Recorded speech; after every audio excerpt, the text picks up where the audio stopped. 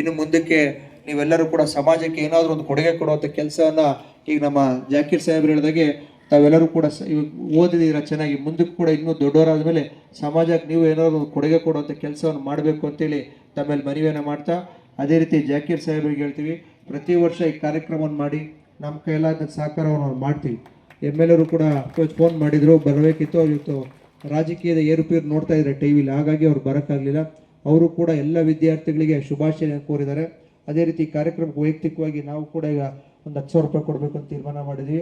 ಪ್ರತಿ ವರ್ಷ ಈ ಕಾರ್ಯಕ್ರಮವನ್ನು ಮಾಡಿ ಜೋರಾಗಿ ಮಾಡಿ. ಇನ್ನೂ ಕೂಡ ಪ್ರತಿ ಹಳ್ಳಿಯಲ್ಲಿ ನಮ್ಮ ವಾರ್ಡ್ಗಳಲ್ಲಿ ಎಷ್ಟು ಜನ ಹೆಣ್ಮಕ್ಳಿದ್ದಾರೆ 85% ಮೇಲೆ ತೊಗೊಂಡಿರೋಂಥವ್ರಿಗೆ ಎಲ್ಲರಿಗೂ ಕೂಡ ಪ್ರತಿಭಾ ಪುರಸ್ಕಾರವನ್ನು ಮಾಡಬೇಕು. ಯಾಕಪ್ಪ ಅಂತ ಹೇಳಿದ್ರೆ ಆ ವಿದ್ಯಾರ್ಥಿಗಳಿಗೂ ಹುಮ್ಮಸ್ ಸಿಗುತ್ತೆ, ನಾವು ಇನ್ನೂ ಕೂಡ ನಮ್ಮ ಸಮಾಜ ನಮಗೆ ಗುರುತಿಸುತ್ತೆ ಅಂತ ಹೇಳಿದಾಗ ಅವ್ರು ಇನ್ನೂ ಕೂಡ ಪ್ರೋತ್ಸಾಹದಿಂದ ಇನ್ನೂ ಚೆನ್ನಾಗಿ ಓದ್ತಾರೆ. ಹಾಗಾಗಿ ನಾವಂತೂ ಇಲ್ಲಿ ವೇದಿಕೆ ಮೇಲೆ ಒಂದು ಇಬ್ಬರು ಬೇರೆಯವರೆಲ್ಲ ಬಿಟ್ಟರೆ ಒಂದು 4-5 ಜನ ಅಷ್ಟಕ್ಕಷ್ಟೇ ಓದಿರೋದು. ಹಾಗಾಗಿ ನಾವೆಲ್ಲರೂ ಕೂಡ ಇನ್ನೂ ಚೆನ್ನಾಗಿ ಓದಿ ಸಮಾಜಕ್ಕೆ ಇನ್ನೂ ಉನ್ನತ ಮಟ್ಟಕ್ಕೆ ಹೋಗಬೇಕು ಅಂತ ಹೇಳಿ ನಿಮ್ಗೆ ಪ್ರೋತ್ಸಾಹ ಬೇಕು. ಆ ಪ್ರೋತ್ಸಾಹ ಕೊಡುವಂಥ ಕೆಲಸವನ್ನು ಅಷ್ಟೇ ನಾವು ಮಾಡ್ಬೋದು, ಅದನ್ನು ಖಂಡಿತವಾಗ್ಲೂ ಮಾಡ್ತೀವಿ ಅಂತ ಹೇಳ್ತಾ, ನಮ್ಮೆಲ್ಲರಿಗೂ ಭವಿಷ್ಯ ಒಳ್ಳೇದಾಗಲಿ, ಭಗವಂತ ಒಳ್ಳೇದು ಮಾಡಲಿ ಅಂತ ಹೇಳ್ತಾ ಒಂದು 2 ಮಾತು ಮುಗಿಸಿ. ಜೈ ಜೈ ಕರ್ನಾಟಕ.